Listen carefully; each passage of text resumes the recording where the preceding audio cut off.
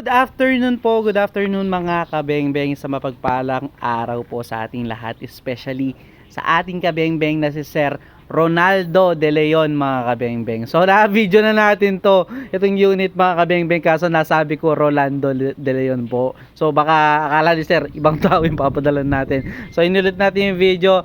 Sir Ronaldo De Leon ng Zambales, ito na po ang inyong unit, napakaganda. So meron po tayong manlapat hammer frame type dito sa ating harapan. Pinalaki po yung pinahaba po yung tangke, yan, mas maraming shots count at mas pinatibay po mga kabeng-beng dahil dalawa na po yung kanyang mga barrel pan. So yung ating mga dating mga manlapat frame type po, hanggang dito lang yung tangke or extended tank yung tawag. Ngayon po sagaran na.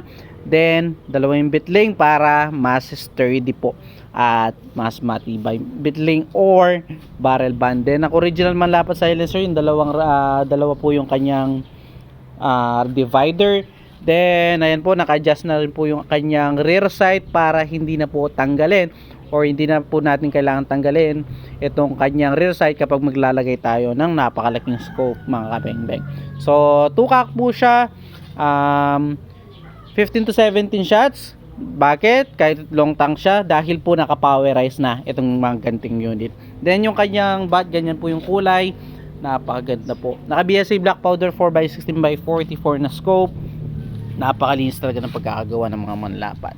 So Sir Ronaldo De Leon, syempre bago natin ipadala sa Zambales, i-grouping test po natin. So gagamitin natin bala mga kabeng-beng miniature pellets, unresized and sorted straight from the box ng mga bala. So Sir Ronaldo De Leon, ito na po, subukan natin, no? So nasabi ko kanina Rolando kaya umulit po ako ng video. So pero send ko natin yung video kay Sir na naunang video din po, no? So ito po, subukan na natin itong unit ni Sir. So first shot po tayo using miniature pellets, unresized and sorted straight from the box ng mga bala. First shot po, lang po, ayusin lang natin. Bakit ayaw mag-focus ata ng ating cellphone? Ayan.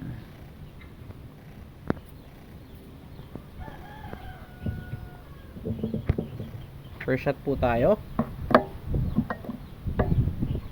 First shot. Ayun po, naka-zero ng unit. Second shot. Pellet to pellet. Third shot po. Ganda, tumama mga kabeng-beng. Pang-apat. Pang-lima. Pang-anim. Pang-pito. Pang-walo. Pang-siyam. Grabe kaganda tumama ang unit ni Sir. At pang-sampu. So yun, 10 out of 10. Wala po tayo naging flyer. Napakagandang tumama, quality po talaga itong unit ni Sir Ronaldo De Leon ng Zambales. So Sir, ito yung inyo pong unit, napakagandang tumama. So puntahan po natin yung ating naging groupings, no? So 10 shots, walang naging flyer Sir, napakagandang tumama.